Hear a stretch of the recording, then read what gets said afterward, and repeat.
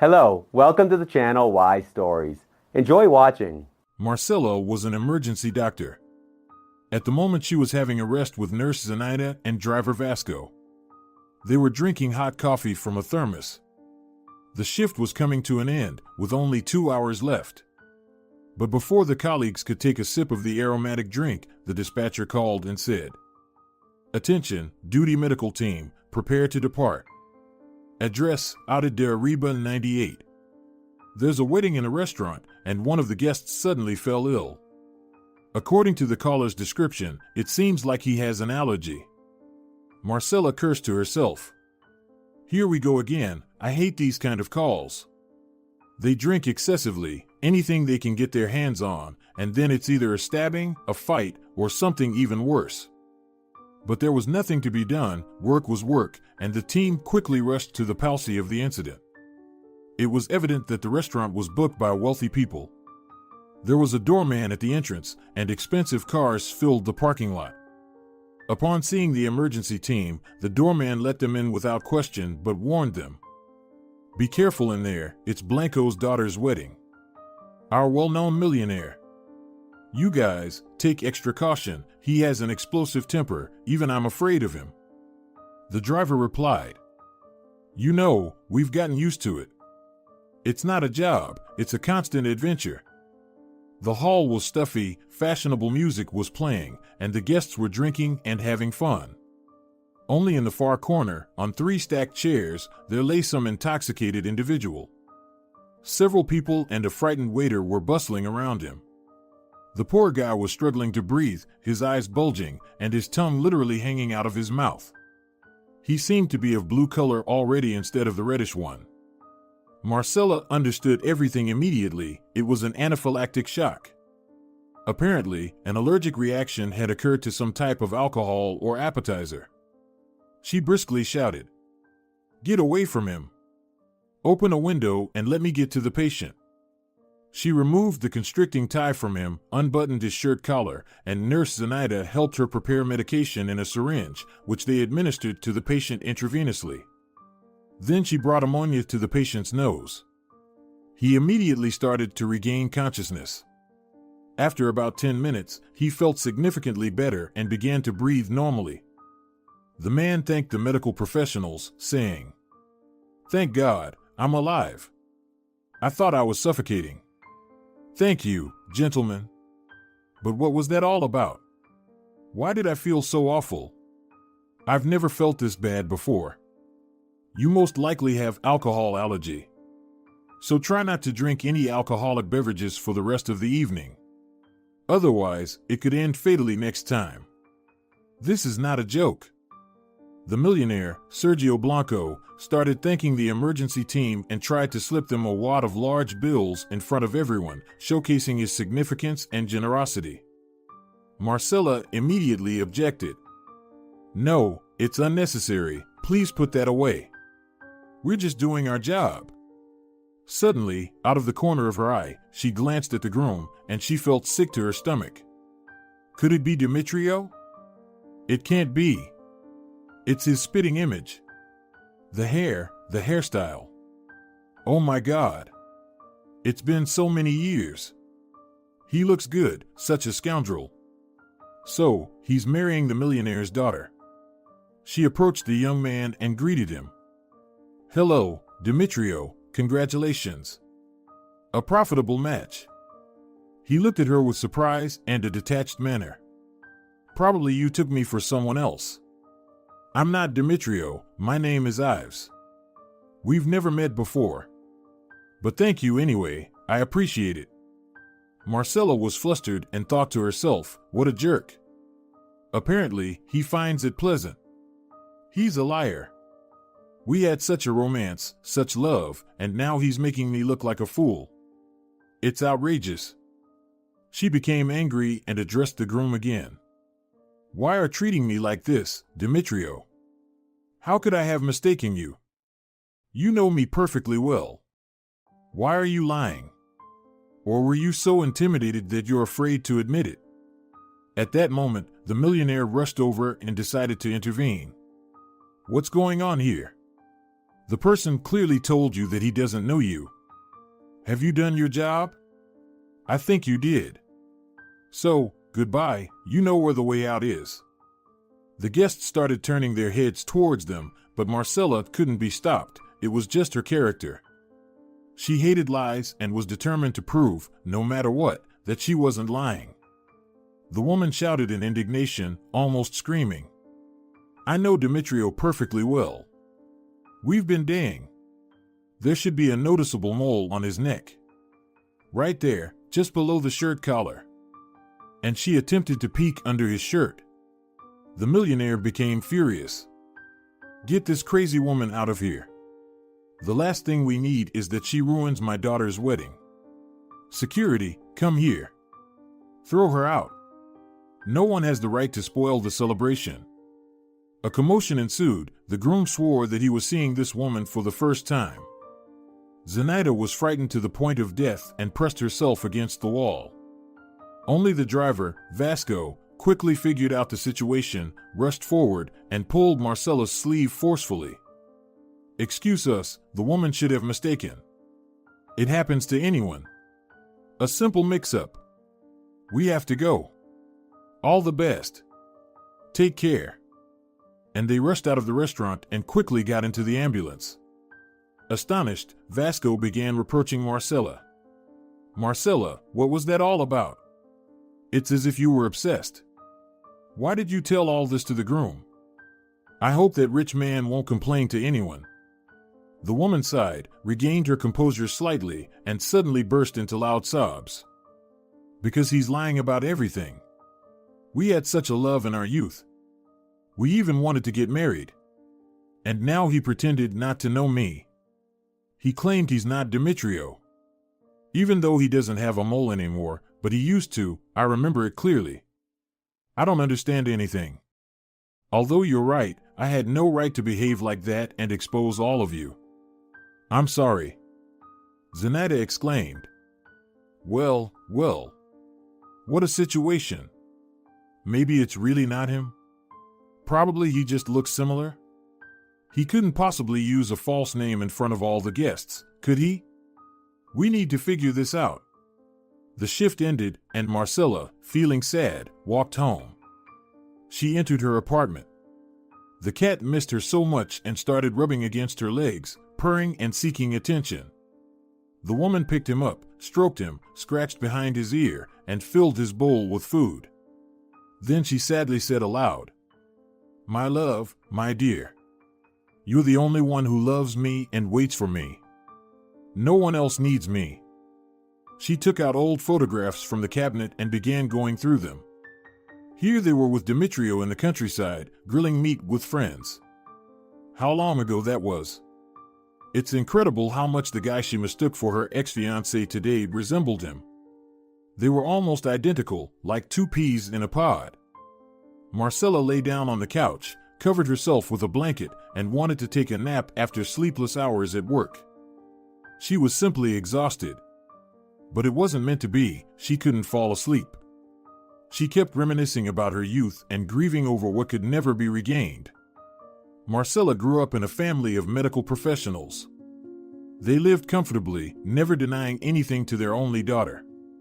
From early childhood, their hospitable home often hosted guests. They drank coffee together and celebrated all holidays. Of course, most of them were somehow connected to the field of medicine. Therefore, Marcela couldn't imagine any other profession for herself. After high school, she enrolled in medical school right away, on her first attempt, thanks to her parents' year-long tutoring in all subjects, and she graduated with flying colors. She lived in her own apartment, so she didn't experience the true student life. Her parents always taught her that it's not the time for the boys and affairs. The important thing was to get a good education and build a career, and everything else would come later. But youth only comes once, and the girl desperately wanted to love and be loved. Outwardly, she was attractive, with a cute face and curly chestnut hair, except that she was a bit overweight. She was always very self-conscious and had terrible insecurities. She even tried to go on diets. She didn't have a crowd of admirers, but it seemed that all the guys preferred slim girls with long legs. Nuria, a midwife from the maternity hospital, would sometimes visit Marcela's parents for advice or just to chat. She lived with her son, Demetrio, who was the same age as Marcela, and one day she came over with him. That's how the young people met. Unlike the calm and home-loving Marcela, Demetrio was the neighborhood's troublemaker. Friends always surrounded him, and they would sit in the gazebo next to the house in the evenings, listening to music and playing the guitar until late. Perhaps opposites attract, as it is the law of nature, and that's why they were drawn to each other.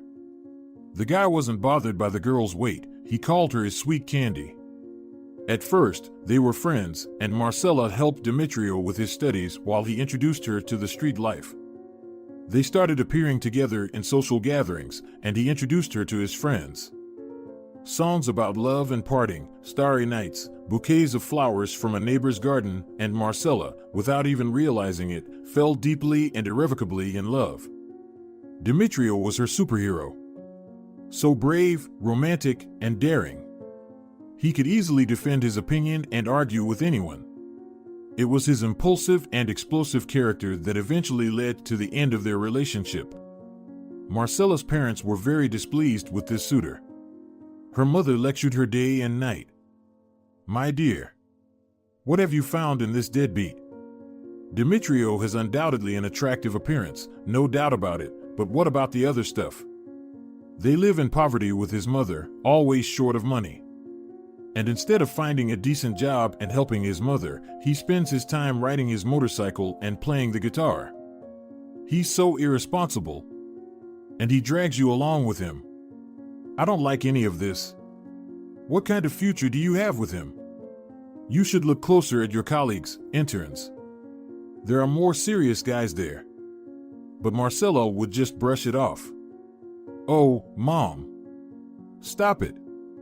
Demetrio and I love each other. He's amazing. I don't need anyone else, got it? And stop lecturing me about morality. I'm already an adult, by the way." One day, Demetrio invited Marcela to spend the weekend outside the city with a group of friends, by the river, with tents. The girl was thrilled, trying on numerous swimsuits and outfits, worrying about whether they would accept her, twirling and spinning in front of the mirror, eagerly awaiting the weekend. The picnic was a great success. Everyone had fun, swimming, sunbathing, grilling meat, and in the evening, they sat by the bonfire until midnight, singing songs and playing the guitar, toasting with glasses of wine. Demetrio held Marcela close to him, then gave her his jacket so she wouldn't get cold, and suddenly whispered, "Come with me, my sweetie, I'll show you something. You've never seen such beauty before. It's a surprise." Demetrio led the girl deeper into the forest. She was scared but also very curious. The tall trees rustled, the wind howled, and suddenly a light drizzle started falling. They arrived at a clearing where a makeshift shelter made of branches was set up. The guy mysteriously gestured for her to come inside. It was warm and dry inside, with a warm blanket on the ground, and it smelled of herbs. Suddenly, Demetrio passionately kissed Marcela and whispered, "I prepared this specifically for us in advance, so we could escape from everyone. Isn't it amazing? It's like being on a deserted island. Just nature and the starry sky. Come to me, my love." And it was here that their first intimacy took place. Then they spent a long time gazing at the stars through the branches of the shelter and embracing each other. There seemed to be no happier people on earth. The relationship between the young couple developed tumultuously. They would argue and make up, mostly due to the boy's hot-tempered nature. He could hurt her deeply with hurtful words said in the heat of the moment, and Marcela took it all too much to heart and couldn't easily take away the hurt. They broke up due to a foolish incident. Marcela was invited to a class reunion. Demetrio was very jealous and didn't want to let his fiancée go there. She managed to persuade him, but only for a short while.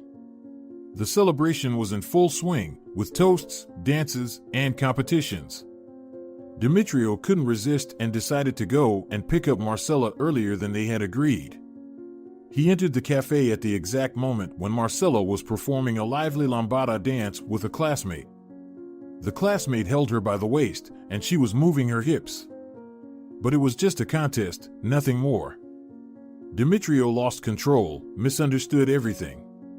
He made a scene and said terrible things to his fiancée. Marcela was deeply hurt because she was humiliated in front of everyone for no reason at all. Just for a simple dance. And that's how they broke up. Both stubbornly refused to admit their guilt and reconcile. Later, to spite Marcela, Demetrio started dating with a new girl just to intentionally hurt her even more. How she cried and suffered. She only found peace when her ex-fiancé moved to another city to live with his mother. Years went by, but Marcela couldn't forget her Demetrio. He remained deeply rooted in her heart because no one can forget their first love. Marcela found a job as a doctor at an emergency station and lived in her own apartment, which her parents bought for her. She even got married at one point. Seeing her daughter's pain, her mother was determined to shape her destiny and convinced Marcela to meet her young colleague, Santos, a dentist. He was dignified, proper, seemed calm, and exuded confidence in the future. Marcela resisted for a long time, but reluctantly agreed, as there was no one else on the horizon. There was no passion or even a fraction of the emotion she once felt for Demetrio. It was like a calm sea. Soon, they got married out of inertia, but their married life didn't go smoothly from the beginning. What seemed like tranquility and dignity to her turned out to be fussiness and indifference. Santos loved himself above all else. He would look at himself in the mirror 100 times, dress in fashionable clothes, and was a terrible perfectionist, a mama's boy, what to say. Marcela's mother regularly added fuel to the fire, insinuating that something was wrong with her, as she couldn't get pregnant despite the passing time.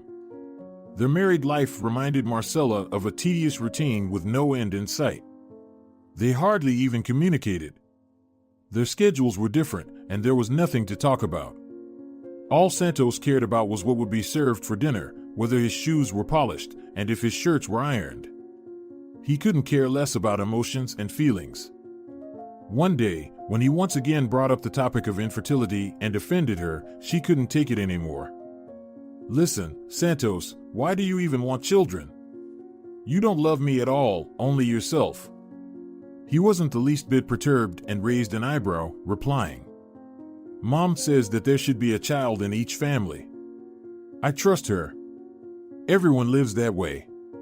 If you can't have children, just say so.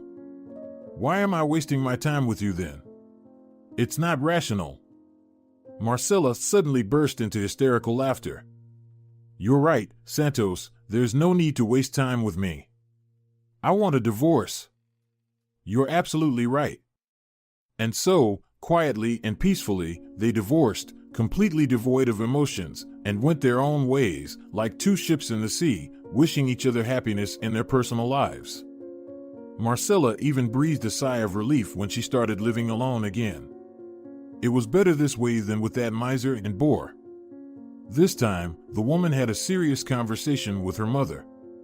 "That's it, Mommy, no more affairs or suitors for me. I've had enough. I can't build a happy family without love, that's just how I am. Apparently, I'm destined to spend my life alone." One day, as she was walking home from work early in the morning, Marcela heard a faint squeaking noise near a trash bin. Unable to resist, she looked to see what was happening. Something was moving inside a bag. Overcoming her disgust, she pulled it out of the trash and untied it. Inside was a tiny, frail kitten. Marcela's heart squeezed with pity for the little creature. Without hesitation, she carried the poor thing home. And that's how she got Esponjoso, her cat. She nursed him with a dropper, fed him on schedule, and spent a long time treating his eyes and getting rid of fleas. He grew up to be a true Siamese beauty, deeply devoted to his owner and alleviating her loneliness. While Marcela lay there contemplating everything, her beloved pet curled up beside her, purring to comfort his owner. Finally, the woman fell asleep. The next day, Marcela decided that she couldn't go on living as before until she knew the whole truth. That guy who resembled Demetrio awakened feelings in her that had long been forgotten and buried deep within her soul. His face was constantly before her eyes.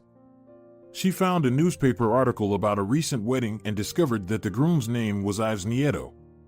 Well, the rest was just a matter of technique. She went to the passport office, her acquaintance worked there, and obtained all the information about this person. It turned out he wasn't a millionaire, but he grew up in comfort. His parents were middle-class business owners with a small confectionery factory where he worked as a manager. Marcela gathered her courage, found the photos of her and Demetrio together at home, and disguised herself as a customer to visit their production facility. She easily found Ives' office and walked in. "Good day. My name is Marcela. Do you remember when I mistook you for another man at the wedding and there was a horrible scandal? I'm not crazy, I hope you don't think so. Please listen to me. Here, take a look at these photos." And she handed him the photos. The man looked at them attentively, and his face changed immediately. He was also puzzled. Indeed, there's some mystery here. The guy really looks exactly like me. Like two peas in a pod. But how is that possible? And who is your fiancé in this photo? Where is he now? What family did he grow up in? I even, mistakenly, thought back then at the wedding that you were insane. But now I completely understand your emotions. Did you love him very much? Marcela sighed and began to tell her story. He is my first and only love in life. His name is Demetrio. His mother was a midwife, and she knew my parents. It was at our home when I first met him. Demetrio was passionate, generous, sincere, but also very quick-tempered and terribly jealous. We had a silly argument once because he was jealous of me dancing with a classmate at a class reunion.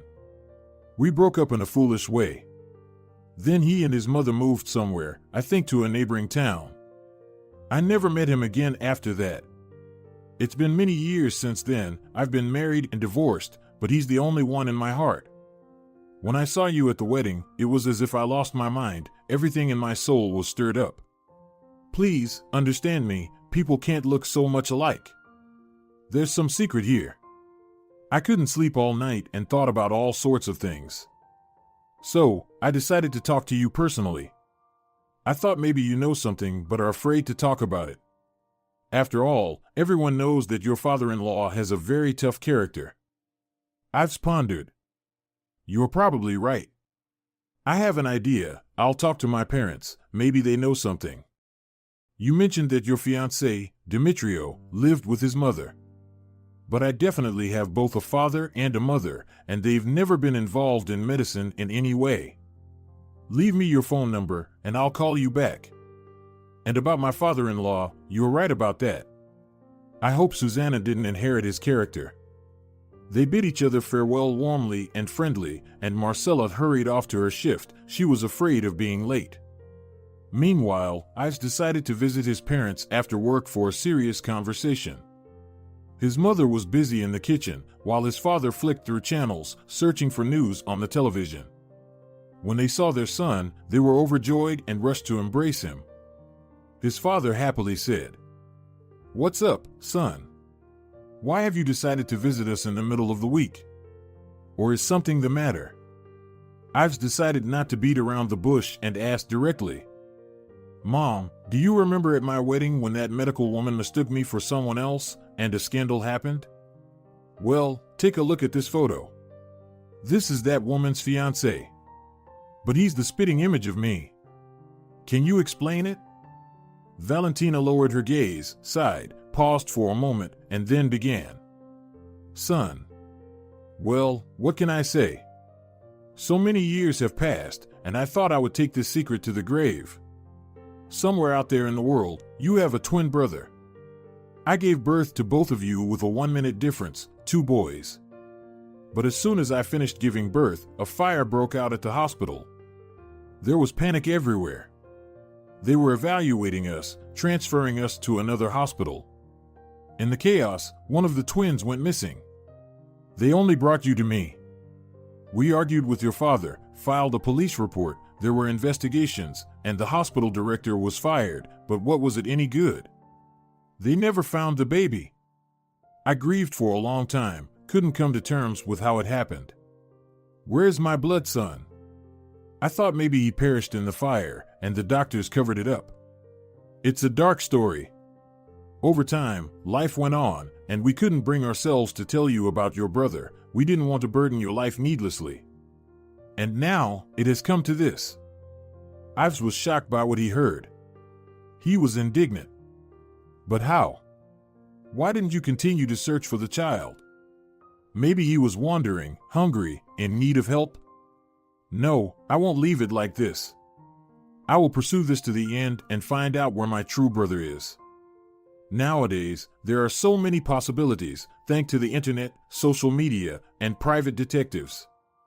Probably, there's a chance we can find him. After leaving his parents' place, Ives immediately called Marcela and arranged to meet at a nearby cafe. Inside him, a sea of emotions raged. Marcela was the only one who could understand him at this moment. Ives caught himself thinking that he really liked this charming, smiling woman with curly hair.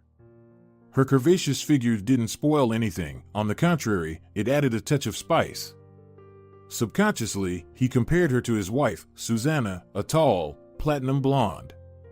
On the surface, Susanna had it all, but there was something unreal, doll-like about her. How could he have ever liked that just a little while ago?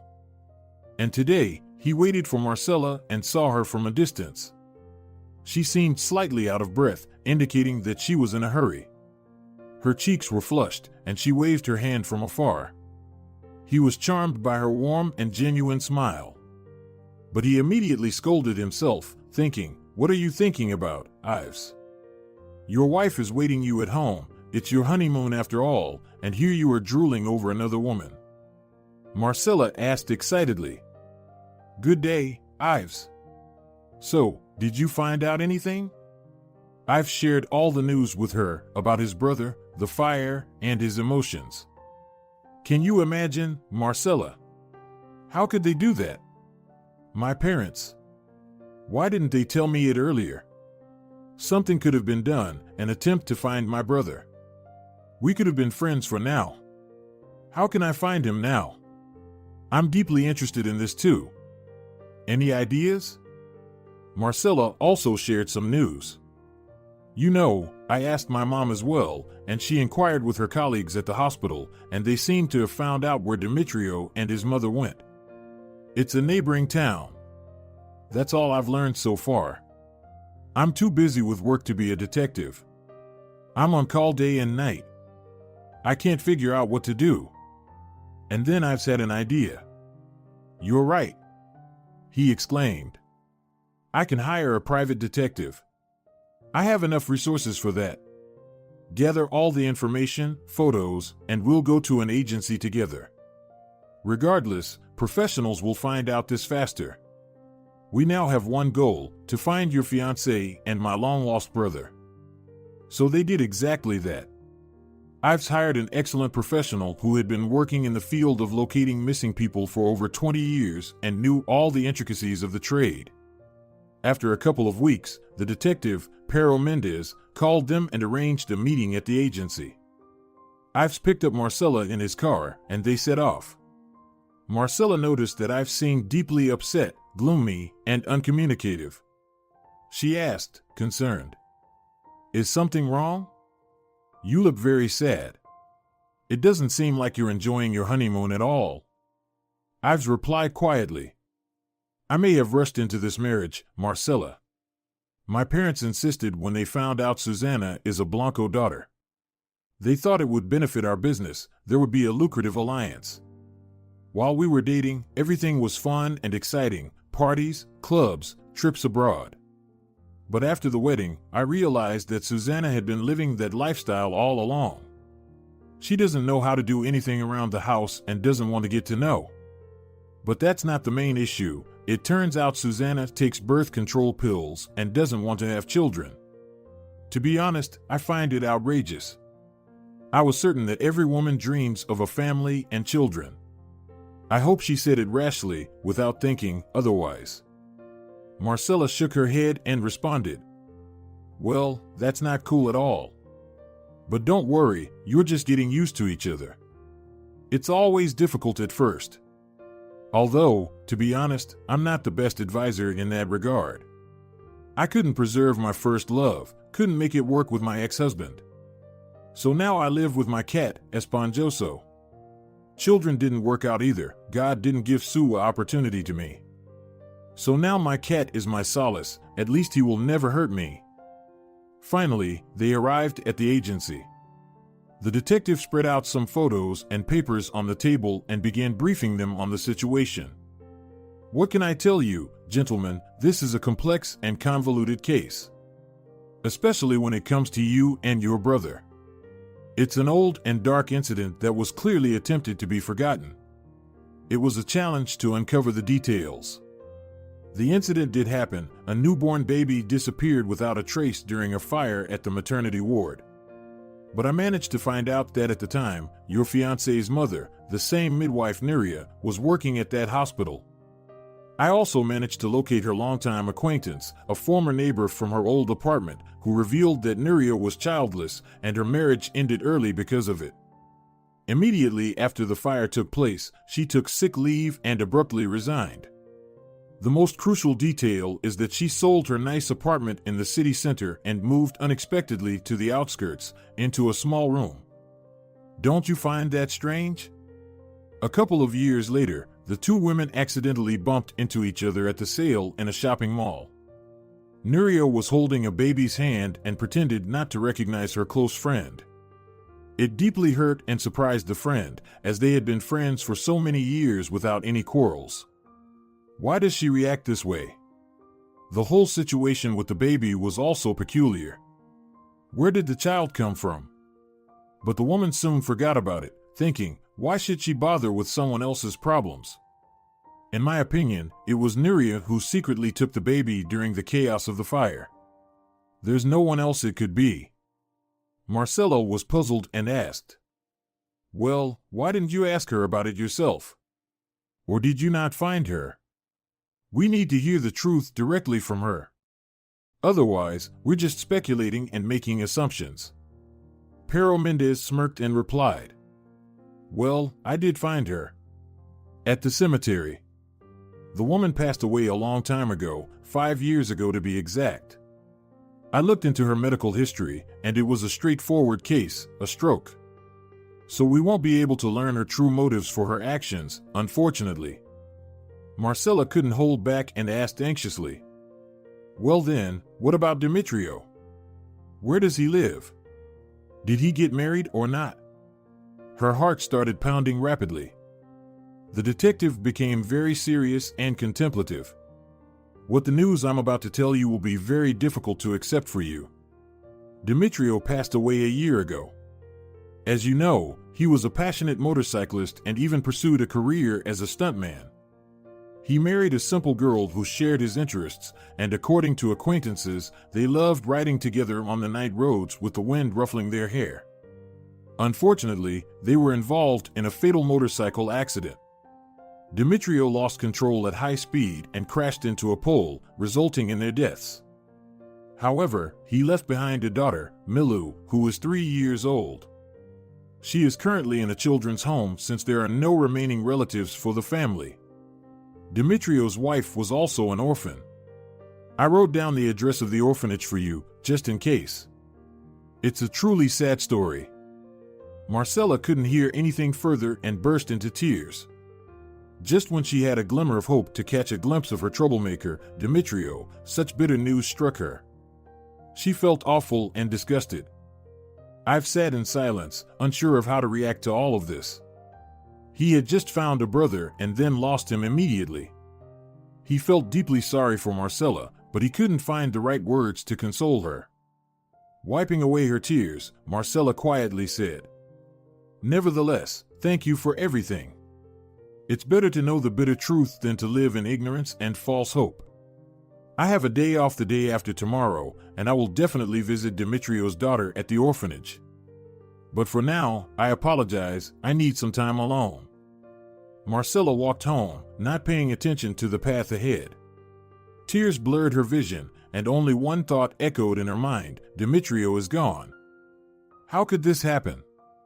If only their foolish pride hadn't gotten in the way, things could have turned out differently. Why am I so unlucky? I have a job, a place to live, and my parents are healthy, but my personal life never falls into place. I wish I had a child, a little happiness, a solace. But there's no child, and there never will be. I've never gotten pregnant all these years. Marcela worked for another day before finally having a day off. She went to a toy store and bought a beautiful large doll and plenty of sweets. Then she headed to the orphanage. It took her a long and convoluted explanation with the supervisor to convince them of who she was and why she wanted to see the little girl. Initially, the supervisor resisted, stating it wasn't allowed and it would only upset the child. They mentioned that Milu was already emotionally unstable, likely due to the trauma of losing her parents. Marcela couldn't hold back and pleaded. How can't you understand? She's the daughter of my beloved person who died. I want to meet the little girl, get to know her better, and adopt her. I will never have my own children, but I have an apartment and a stable job, so why can't I give happiness to this poor girl? You're a woman, don't you understand how important it is for me to feel like a mother? Otherwise, what's the point of living at all? I've been thinking about adopting a child for a long time, and now this situation has arisen. After all, the girl is not a stranger to me, she's the daughter of my beloved person. Viola Benitez, the elderly woman, felt her heart tremble and instructed to bring the girl to the playroom. Marcela was worried and afraid. What should she say? How should she act? Will the little girl accept her? She had never seen the child before, and it was uncertain how the child would react to a stranger. Suddenly, she heard from behind. Mama? Did you come for me? The astonished woman turned around. A slender little girl reached out to her. She looked so much like Demetrio, the same nose, russet hair, round astonished eyes, and dimples on her cheeks. Everything inside her turned upside down, tears welled up in her eyes, and instinctively she lifted the child into her arms, and the little one trustingly embraced her. Marcela could distinctly hear the beating of the girl's little heart, feel the warmth of her body, and she realized she could no longer part with her. The woman whispered softly to her, "My name is Marcela. I would really love to be your mother, to love you. We would play and draw together, and we would also go to the circus and on carousels." Milu blinked her eyes and pleaded, "Don't leave. Take me away from here. The nanny is mean to me all the time. I don't want to be here." Marcela offered her some gifts. "Here, take this, it's a doll named Tina. She'll stay with you until I take you, and she will protect you. There are also plenty of sweets here, take them, eat." But the little girl pushed the doll away and clung to the woman again, saying, "I don't want the doll. Please don't leave me." And she looked at her with teary eyes. Everything inside Marcela turned upside down, and she felt so sorry for the girl. From this moment on, she already considered the girl as her own. Marcela pleaded with the director, "Please, allow me to take Milu home. My documents are in order, but you understand that the bureaucratic adoption process and numerous checks can take months, and the girl will suffer here all that time. Can't you see that she's not doing well? It's obvious. Don't you have any compassion?" Viola Benitez stood her ground. "I understand everything, and in many ways, you are right. Milu can't adapt here, despite the time that has passed. She is very homebound and avoids contact with people. It's astonishing that she approached you so readily and even called you Mom. I thought she would have a meltdown, as usual. Just recently, another childless couple came to meet her, but Milu ran away, cried, and hid under the table. It seems you bear a strong resemblance to her mother. However, according to the law, I can't give her to you yet. I'm sorry." That's when Marcela made up her mind. She called Ives and briefly explained the situation, begging him to help in any way possible. After all, Milu wasn't a stranger to him, she was his own niece. He immediately responded and told her to wait right there, not to leave. After 15 minutes, the director's office phone rang. She had a long conversation with someone, explaining and justifying herself, looking meaningfully at Marcela. Then she replied, "Well, I didn't know." "Fine, I'll double-check everything." "Yes, I understand, I'll do it, but only as an exception." Then she turned to Marcela. "It seems you have very good connections in the city department. They called me from there and asked me to assist you. Why didn't you say right away that Milu is related to Blanco's son-in-law? We didn't know about that. You can take the little girl, but after all you'll have to go through all the paperwork and adoption procedures." Marcela lifted Milu into her arms and joyfully said, "Well, my dear, shall we go home? That's it, you won't return here anymore." The girl hugged her even tighter around the neck and replied, "I've been waiting for you. I knew you would find me." Nobody believed me. From that day on, Marcela's life took a completely different turn. She took a leave from work and fully immersed herself in taking care of her daughter. From the very first moment, they got along so well that it seemed as if Milu was not an adopted child, but truly her own daughter. Initially, Milu was afraid of loud noises and often cried in her sleep, probably due to her difficult time in the orphanage or the lingering effects of the stress she had experienced. But the time passed, so did it. A month later, Marcela officially adopted Milu, enrolled her in kindergarten, and introduced her to her grandparents. Naturally, Marcela's parents were shocked by her bold decision, but they supported her. This mature and serious little girl, despite her young age, couldn't help but melt their hearts. Milu was truly obedient and wonderful, and Marcela herself had changed beyond recognition. She blossomed, grew younger, her eyes sparkled, and now she had a purpose to hurry, as taking care of her child didn't burden her, but only brought joy. She was now just like any other loving mother.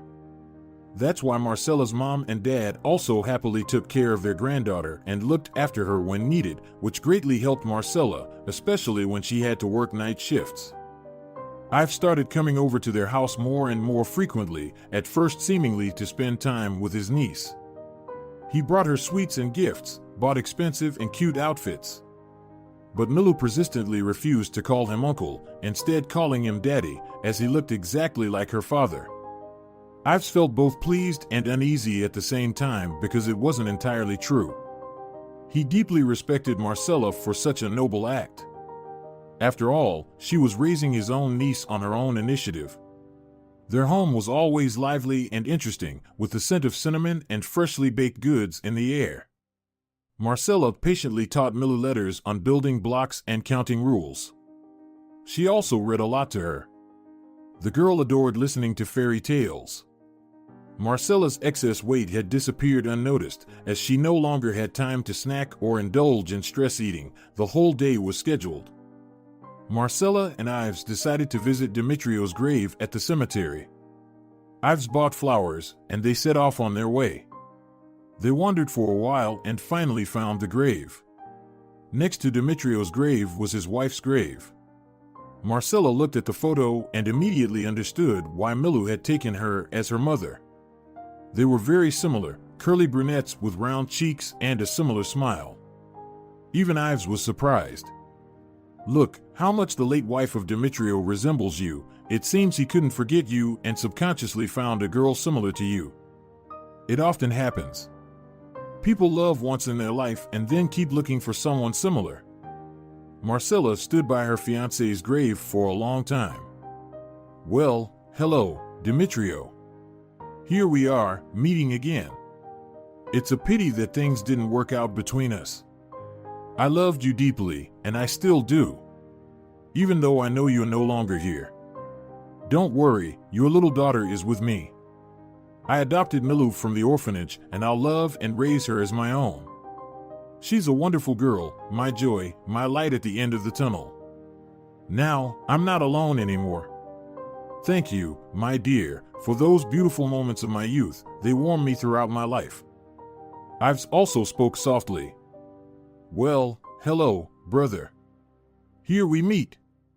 I'm sorry we didn't interact or know each other in life. It wasn't my fault. I knew nothing about you. Our parents, without asking for permission, determined our destinies. But I could have been your friend, communicated with you. From this day on, I will visit and take care of your grave." After a moment of silence, both felt a little lighter in their hearts. Meanwhile, the situation in Ives' family continued to worsen. Susanna turned out to be a lazy and inert girl. She didn't know how to do anything and didn't want to learn how to do it. Accustomed to being capricious from childhood and getting whatever she wanted on a silver platter, she also tried to treat her husband the same way, considering him almost a servant. All one could hear was, "Ives, bring me some water. Not like that. Sparkling. And give me a back massage." When he came home from work, the man hoped for at least a meager dinner, but no, the kitchen table was always empty. When he started to complain, Susanna sincerely protested. "Ives, don't be so annoying. Let's order pizza or go to a restaurant. You know I can't cook at all. You're deliberately starting an argument, aren't you?" The husband was outraged. "Maybe you should get up from the couch and start learning? Enroll in cooking classes. After all, you're not busy all day long." The young wife immediately called her father and complained. "Daddy, Ives is unbearable. He offended your princess again. Can you at least tell him that I won't cook?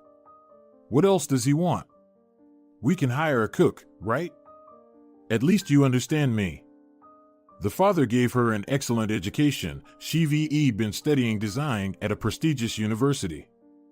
But she had no intention of getting any job. Susanna led an idle lifestyle. She slept until noon, then visited beauty salons and fashionable stores with her friends, and by evening, she might condescend to communicate with her husband. She considered Ives to be nobody and simply a pleasant bonus to her luxurious life. She was used to resolving everything with a single call to her powerful daddy and threw tantrums like a child over any little thing. The authoritative father was obsessed with his daughter and blindly indulged her even in the most absurd desires. Moreover, she had no qualms about spending nights at nightclubs with her friends and others. Often, she would come home in an inappropriate state. Ives was nervous, and they argued endlessly.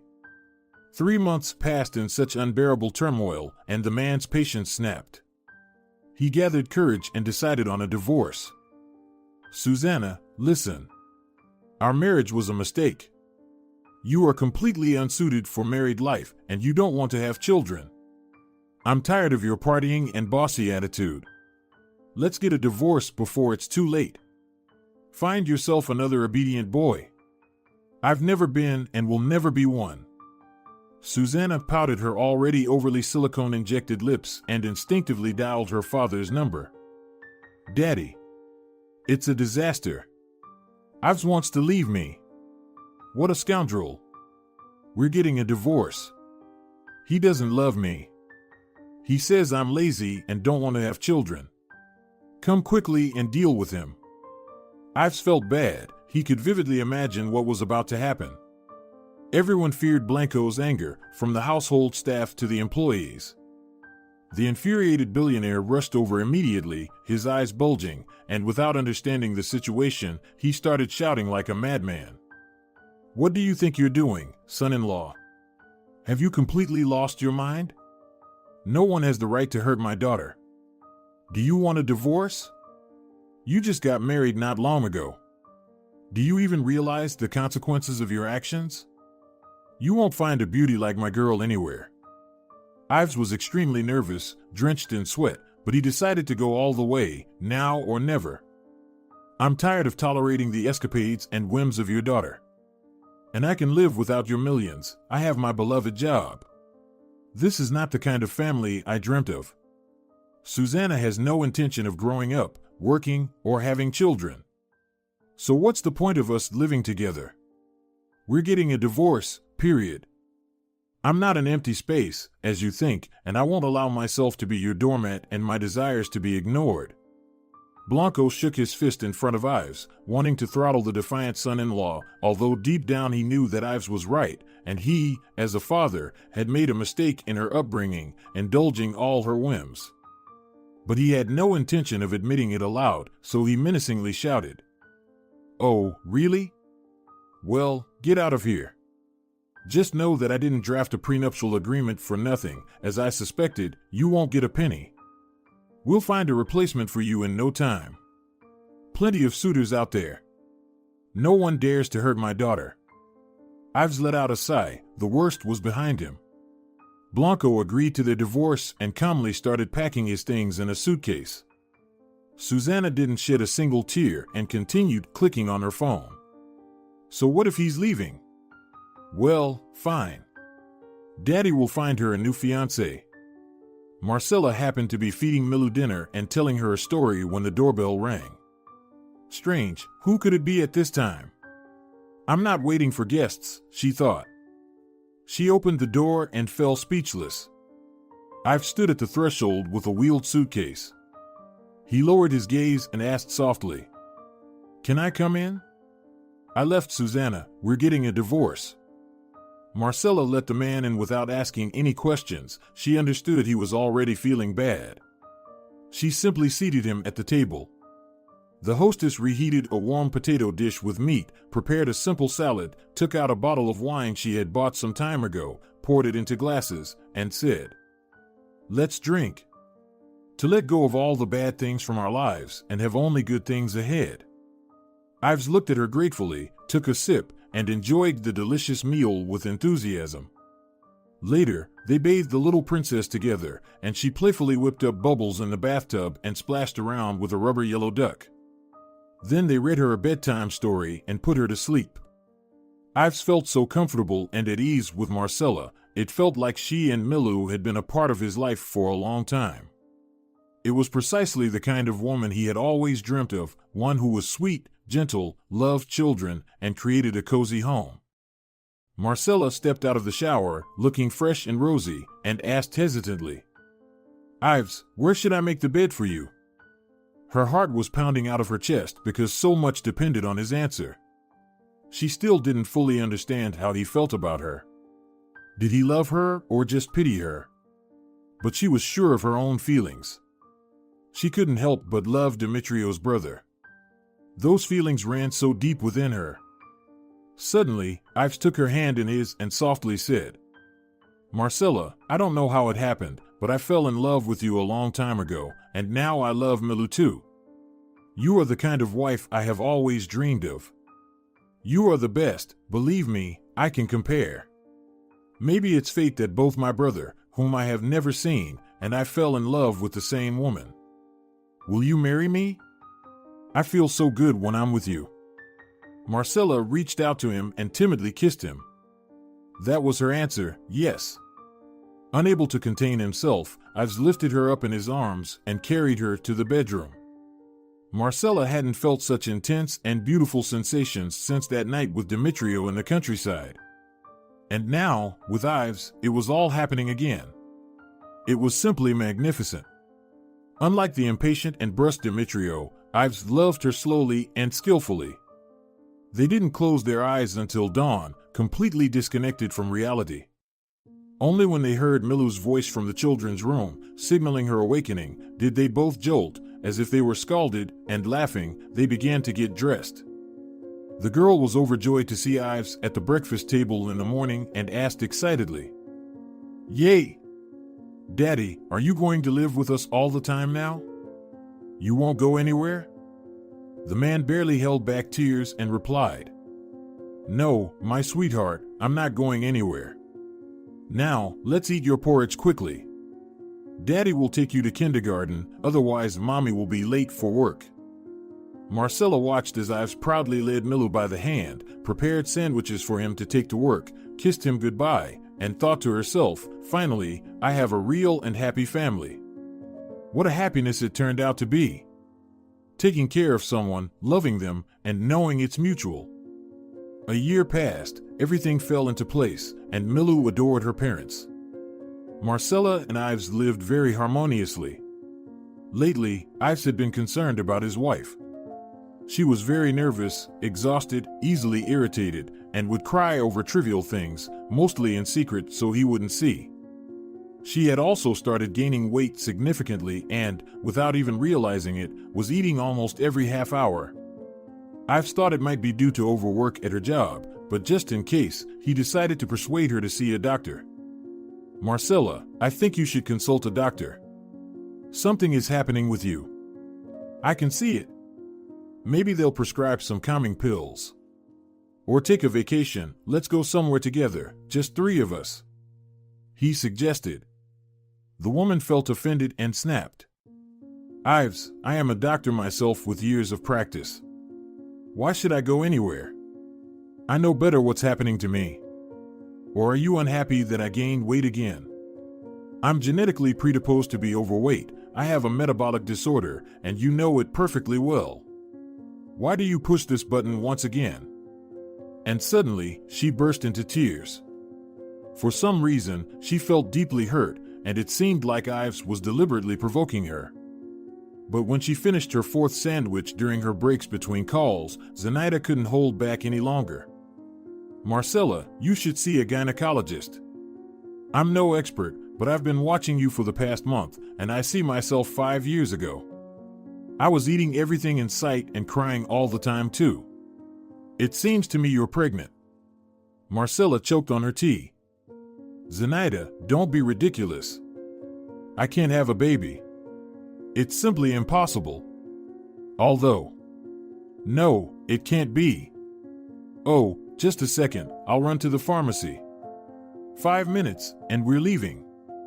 In the evening, Marcela locked herself in the bathroom and didn't come out for a long time. Ives grew worried and told Milou to draw on her own for a while before going to check on Marcela. He knocked on the door and called out, "Darling, is everything okay in there? You've been gone for a while, and Milou and I are getting worried. Please open the door." Marcela opened the door and silently showed her husband the pregnancy test. There were 2 bright lines on it. She kept insisting, almost in disbelief. "I don't believe it. This simply cannot be. Maybe it's a hormonal imbalance. Sometimes false positives happen. Besides, I've had issues with this since my youth." Ives grabbed her and started spinning her around. "Oh my God, Marcela. Is this really true? Tomorrow we're going to the doctor. I want to hear it myself." The next day, they were at the gynecologist. The doctor examined Marcela and took her for an ultrasound, and her husband didn't lag behind, afraid to miss the most important moment. The elderly doctor whistled as he looked at the screen. "Wow, my dear. You've waited quite a while. It's already 16 weeks. It's high time you got on regular checkups.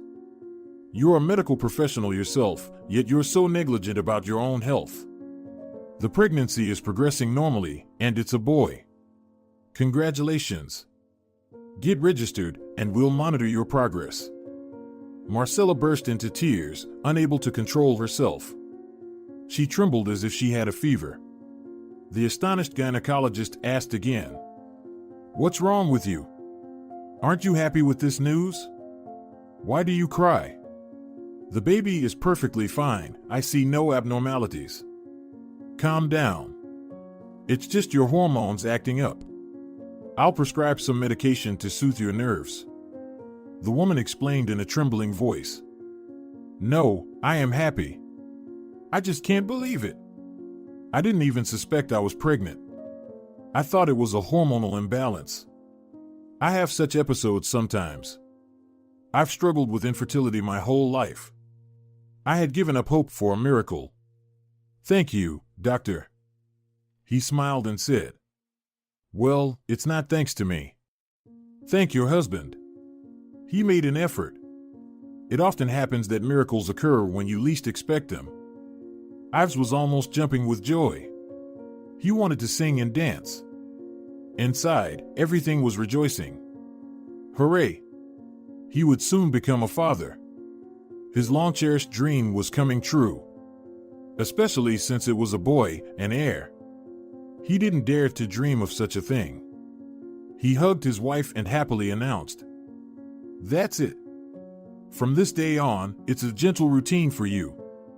Switch to easy work, just in case. We won't take any risks with the baby. I won't be able to handle it if anything happens. What do you want right now? Marcela laughed. I feel good, don't worry, darling. I just have an endless appetite. I'll get fat, turn into a chubby. The doctor advised me to buy fruits, raisins with nuts, and snack on them to avoid gaining too much weight.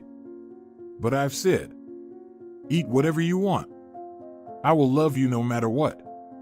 By the way, your fullness doesn't spoil anything, honestly. Stop worrying about it. You only become more appetizing. In the evening, they cautiously started preparing Milu for the news. Sweetheart, we have good news. Soon, you'll have a little brother. Are you happy? They asked. The little girl pondered for a moment and became serious. Well, I don't know. Will he take away my toys?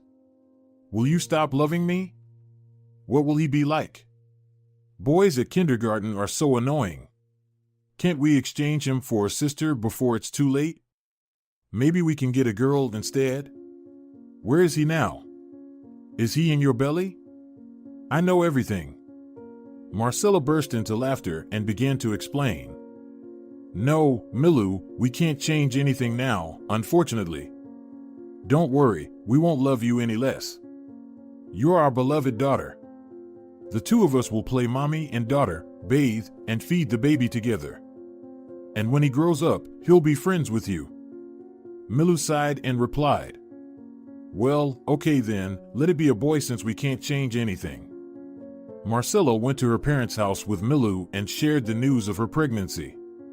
Her mother cried, congratulated her, and embraced her daughter. Everyone was happy and delighted that a bright period had finally begun in her life. They loved Milu dearly and were excited about the upcoming arrival of their grandchild. The pregnancy progressed smoothly without complications. Marcela continued working until the last moment because saving lives was her true calling.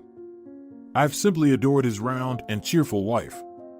She became so endearing and funny, walking and rolling from side to side all the time and constantly eating.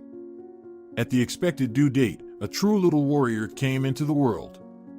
They named their son Mateo, at Milu's request, after her boyfriend from kindergarten. When they brought the baby home, she carefully examined Mateo, gently touching his chubby little hand. Then, in a businesslike manner, she said, Not bad, little brother. I liked you. You look like the doll from kindergarten. But what will we do when he starts crying? Marcela laughed and said, We'll give him a pacifier and sing him lullabies and cradle him.